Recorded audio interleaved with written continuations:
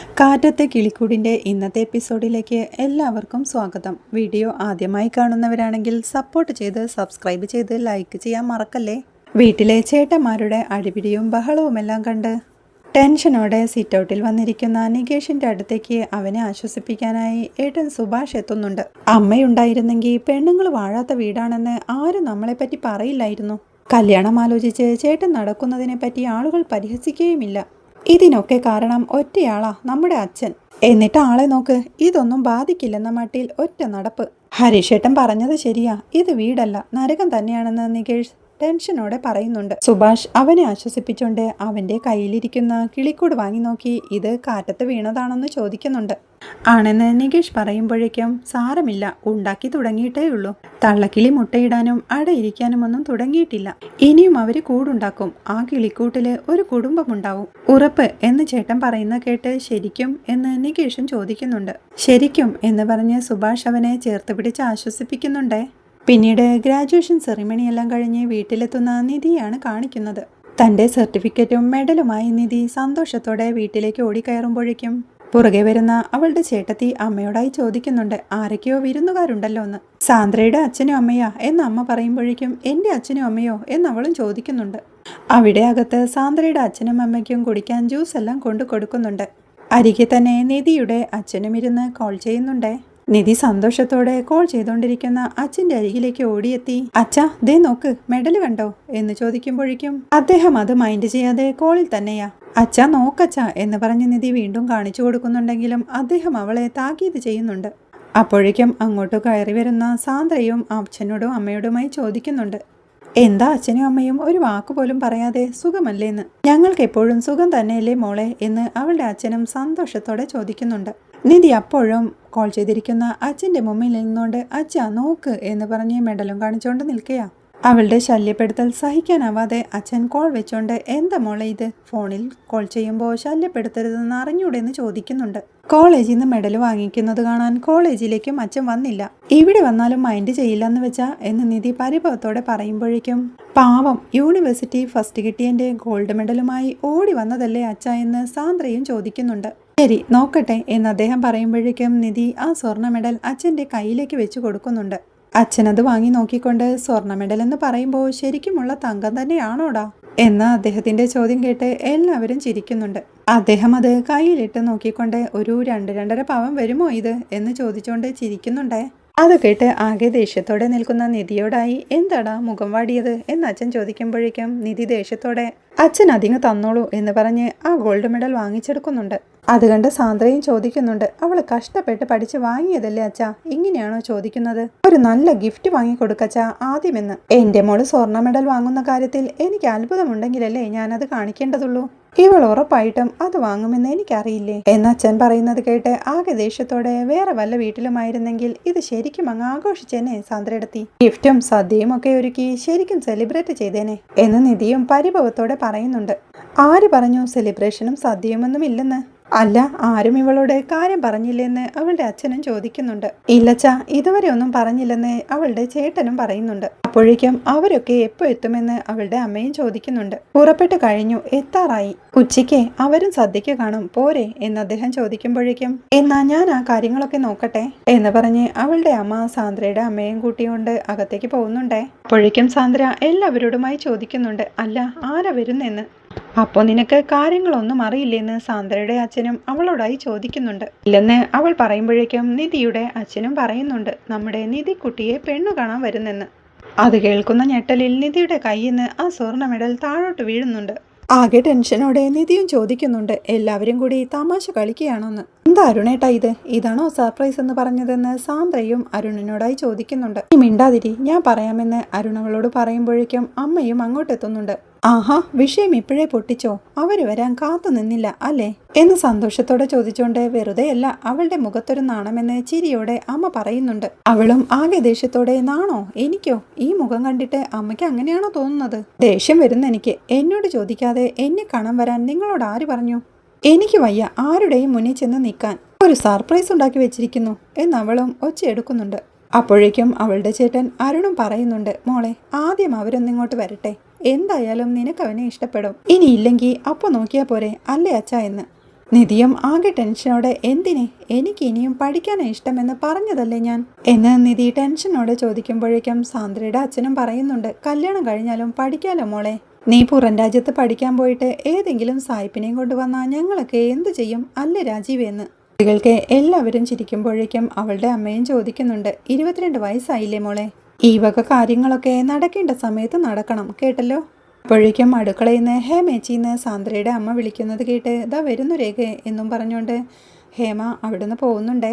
നിധി അപ്പോഴേക്കും അച്ഛനോടായി പറയുന്നുണ്ട്, അച്ഛാ പ്ലീസ് ഞാൻ പറയുന്നതൊന്ന് കേൾക്ക്, അവരോട് വിളിച്ച് വരണ്ടെന്ന് പറ പ്ലീസ് അച്ഛാ, എനിക്ക് പഠിക്കണം, പഠിച്ച് ജോലി നേടണം, ഒരുപാട് ഡ്രീംസ് ഉണ്ടച്ചാ പ്ലീസ്, അവരോട് ഇന്ന് വരണ്ടെന്ന് പറ എന്ന്. നീ പേടിക്കാതിരി മോളെ, ചെറുക്കനെ നീ കണ്ടിട്ടില്ലെങ്കിലും കുടുംബത്തെ നിനക്കറിയാം, അച്ഛൻ്റെ ക്ലോസ് ഫ്രണ്ട് പീതു അങ്കിളില്ലേ, പീതാംബരനെ, പുള്ളിയുടെ മോനാ, നിന്നെ അവൻ ഒരിക്കൽ കണ്ടിട്ടുണ്ട്. അന്നേ അച്ഛനോട് ചോദിച്ചതാ, കോഴ്സ് കഴിയട്ടെ എന്ന് പറഞ്ഞ് അച്ഛൻ വെയിറ്റ് ചെയ്യുകയായിരുന്നു, ഇതിലും നല്ലൊരു ബന്ധം ഇനി കിട്ടാനില്ല മോളെ, അതാ അച്ഛൻ വാക്ക് കൊടുത്തത് എന്ന് പറഞ്ഞ് അവളുടെ താടി പിടിച്ചുയർത്തിക്കൊണ്ട്, നീ നേരത്തെ ചോദിച്ചില്ലേ മെഡൽ വാങ്ങിയതിൽ അച്ഛന് സന്തോഷമില്ലെന്ന്. തീർച്ചയായിട്ടും സന്തോഷമുണ്ട്, പക്ഷേ അച്ഛൻ്റെ ശരിക്കുമുള്ള സന്തോഷം എപ്പോൾ വരുമെന്നറിയോ, കല്യാണ പെണ്ണിൻ്റെ വേഷത്തിലെ മോളെ മണ്ഡപത്തിൽ കാണുമ്പോൾ എന്ന് അവളോടായി പറഞ്ഞുകൊണ്ട് സാന്ദ്രയോടായി, മോളെ ഇവളെ കൂട്ടിക്കൊണ്ടു പോ എന്ന് നിധിയുടെ അച്ഛൻ രാജീവൻ പറയുന്നുണ്ടേ. സാന്ദ്ര അങ്ങോട്ട് വന്ന് അവളെ കൂട്ടിക്കൊണ്ടു പോവാൻ നോക്കുമ്പോഴേക്കും ടെൻഷനോടെ നിൽക്കണ നിധിയെ കണ്ട്, ടെൻഷൻ അടിക്കാതെ വാ എന്ന് സാന്ദ്ര അവളെ വിളിച്ച് കൂട്ടിക്കൊണ്ടു പോകുന്നുണ്ടേ. പോകുന്ന വഴി വീണ്ടും അവൾ അച്ഛനെ ടെൻഷനോടെ തിരിഞ്ഞു നോക്കിക്കൊണ്ട് കോളേജിൽ പ്രസംഗിച്ച കാര്യങ്ങളെല്ലാം ഓർത്തെടുക്കുന്നുണ്ട്. ഓരോ പെൺകുട്ടികളും പിറക്കുന്നത് അദൃശ്യമായ ചിറകുകളോട് കൂടിയാ, അതരിഞ്ഞു കളയുന്നത് വിവാഹം കഴിപ്പിച്ച് പറഞ്ഞയച്ച് കടമ നിറവേറ്റാൻ വെമ്പുന്ന അവളുടെ കുടുംബം കൂടിയാ. ഭാഗ്യവശാൽ അങ്ങനെ ചിന്തിക്കാത്ത ഒരച്ഛനെ എനിക്ക് കിട്ടി എന്ന് അച്ഛനെ പറ്റി പറഞ്ഞതോർത്ത് ചിരിയോടെ നിൽക്കുന്ന അച്ഛനെ നോക്കിക്കൊണ്ട് സങ്കടത്തോടെ അവൾ സാന്ദ്രയുടെ കൂടെ പോകുന്നുണ്ടേ. അവിടെ നികേഷും സുഭാഷും സങ്കടത്തോടെ വീടിന്റെ സിറ്റ് ഔട്ടിൽ തന്നെ ഇരിക്കുക. അപ്പോഴേക്കും അങ്ങോട്ട് ഹരീഷും സുധീഷും എത്തുന്നുണ്ട്. ടെൻഷനോടെ എല്ലാവരും നിൽക്കുമ്പോഴാണ് പാട്ടും പാടിക്കൊണ്ട് സൈക്കിളിൽ അവരുടെ അച്ഛൻ അങ്ങോട്ടെത്തുന്നത്. പാട്ട് നിർത്താതെ തന്നെ സൈക്കിളിൽ നിറങ്ങി മുറ്റത്ത് വെച്ച ബക്കറ്റിൽ നിന്ന് വെള്ളമെടുത്ത് മുഖം കഴുകിക്കൊണ്ട് മുഖം തുടച്ചോണ്ട് ഉമ്മറത്തു തന്നെ ഇരിക്കുന്ന മക്കളോടായി, എന്താടാ എങ്ങോട്ടോ പെണ്ണു കാണാൻ പോകുന്നെന്ന് കേട്ടോ, പോയില്ലേ അതോ പോയിട്ട് വന്നോന്ന് ചോദിക്കുന്നുണ്ട്. ഇല്ലച്ചാ പോകുന്നില്ലെന്ന് സുഭാഷും സങ്കടത്തോടെ പറയുന്നുണ്ട്. എന്താടാ കുടുംബത്തിന്റെ ഗുണപതിവാരം കേട്ടാ ആരും പെണ്ണു തരില്ലെന്ന് വിചാരിച്ചിട്ടാണോ എന്ന് കളിയാക്കി ചോദിച്ചോണ്ട് അദ്ദേഹം സിഗരറ്റ് വലിക്കാനായി തുടങ്ങുമ്പോഴേക്കും അത് കേട്ട് സഹിക്കാനാവാതെ അനിയൻ നികേഷ് ദേഷ്യത്തോടെ എഴുന്നേറ്റ് അവിടെ ഇരുന്ന കപ്പെടുത്ത് നിലത്തേക്ക് വലിച്ചെറിയുന്നുണ്ട്. അച്ഛന് നേരെ പാഞ്ഞെടുക്കുന്നവനെ സുഭാഷ് തടഞ്ഞു നിർത്തുന്നുണ്ടേ. നിങ്ങൾ ഞങ്ങളുടെ അച്ഛൻ തന്നെയാണോ, ഒരച്ഛൻ പറയുന്ന വാക്കുകളാണോ നിങ്ങൾ പറയുന്നത് എന്ന് നികേഷ് ദേഷ്യത്തോടെ അച്ഛനോടായി ചോദിക്കുമ്പോഴേക്കും, നിർത്തടാ അച്ഛനായി പോയില്ലേ എന്ന് സുഭാഷൻ ചോദിക്കുന്നുണ്ട്. നിങ്ങൾ കാരണം ഞങ്ങൾ ഇങ്ങനെയായത്, ചേട്ടൻ കല്യാണാലോചിച്ച് പോകുന്നിടത്തുനിന്ന് തലയും താഴ്ത്തി പോരുന്നുണ്ടെങ്കിലേ അതിന് കാരണം നിങ്ങളാ. ഒന്നിന് പകരം നിങ്ങൾ 2 കെട്ടി, എന്നിട്ടിപ്പോ 2 പേരും കൂടെയുണ്ടോ, ഇല്ലല്ലോ. ഈ വീട്ടില് പെണ്ണു വാഴില്ലെന്ന് ആളുകൾ പറയുന്നുണ്ടെങ്കിലേ അതിന്റെ കാരണം നിങ്ങളാ.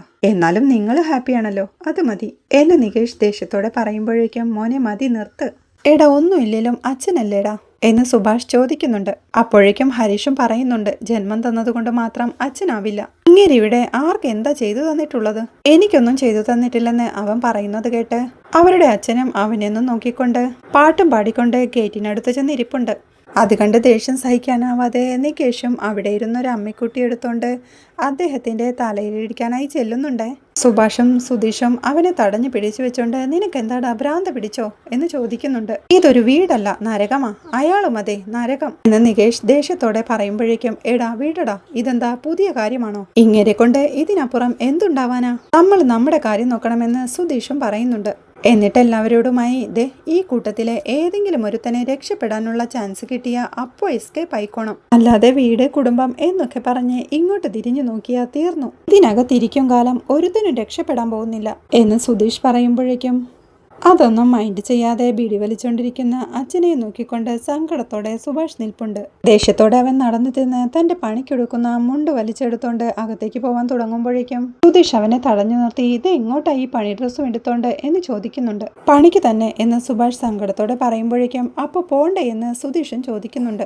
എന്തിന്, ഈ കുടുംബത്തിന്റെ ഗുണപധികാരം കേട്ട ആരെങ്കിലും പെണ്ണിനെ അയക്കോ, ഇല്ലല്ലോ എന്ന് സുഭാഷ് ടെൻഷനോടെ ചോദിക്കുമ്പോഴേക്കും, സുഭാഷ് ഏട്ടാ ഞാൻ പറയുന്നതൊന്ന് കേൾക്ക് സുധീഷ് പറയുമ്പോഴേക്കും, സുഭാഷ് ഏട്ടാ എന്ന് വിളിച്ചോണ്ട് ഹരീഷും അങ്ങോട്ടെത്തുന്നുണ്ട്. ഞങ്ങൾ അടിയുണ്ടാക്കിയതുകൊണ്ടാണെങ്കിൽ അത് വിട്ടേക്ക്, ആ ഫ്രസ്ട്രേഷനും കൂടി ചിലപ്പോ ഒരുമിച്ച് പുറത്തേക്ക് തള്ളണതാ എന്ന് ഹരീഷ് പറയുമ്പോഴേക്കും അതെ സുഭാഷ് ചേട്ടാ ഒന്ന് വന്നേ എന്ന് പറഞ്ഞുകൊണ്ട് സുധീഷും അവനെ വിളിച്ചോണ്ട് പോകുന്നുണ്ട്. പറയുന്നത് കേൾക്ക്, ഞാനില്ലെന്ന് സുഭാഷ് പറയുമ്പോഴേക്കും നികേഷും അങ്ങോട്ട് വന്ന് ചേട്ടാ സോറി ചേട്ടാ നമുക്ക് പോവാം എന്ന് അവനും പറയുന്നുണ്ട്. എല്ലാവരും കൂടി നിർബന്ധിച്ചുകൊണ്ട് അവനെ അകത്തേക്ക് കയറ്റിക്കൊണ്ട് പോകുന്നുണ്ടേ. പുറകെ അവന്റെ പണി ഡ്രസ്സും എടുത്ത് സുധീഷ് പോവാനൊരുങ്ങുമ്പോഴേക്കും ഗേറ്റിനടുത്തിരുന്ന് പാട്ട് പാടിക്കൊണ്ടിരിക്കുന്ന അവന്റെ അച്ഛനെയാണ് കാണുന്നത്. അവൻ ദേഷ്യത്തോടെ ആ മുണ്ടുമായി അച്ഛൻ്റെ അരികിലേക്ക് ഓടിച്ചെന്ന് ആ മുണ്ട് അച്ഛൻ്റെ തലയിലേക്കായി വലിച്ചെറിയുന്നുണ്ട്. സുധീഷ് ദേഷ്യത്തോടെ അകത്തേക്ക് കയറി പോകുമ്പോഴേക്കും അദ്ദേഹവും തലയിൽ വീണ ആ മുണ്ടെടുത്ത് വലിച്ചെറിഞ്ഞുകൊണ്ട് ബീഡിയും വലിച്ച് പാട്ടും പാടിക്കൊണ്ടിരിപ്പുണ്ട്. വീണ്ടും ഏട്ടനെ ഡൈനിങ് ഹാളിലെ കസേരയിലേക്ക് ഇരുത്തിക്കൊണ്ട് ഹരീഷ് നികേഷിനോട് മേക്കപ്പ് ചെയ്യാനായി പറയുന്നുണ്ട്.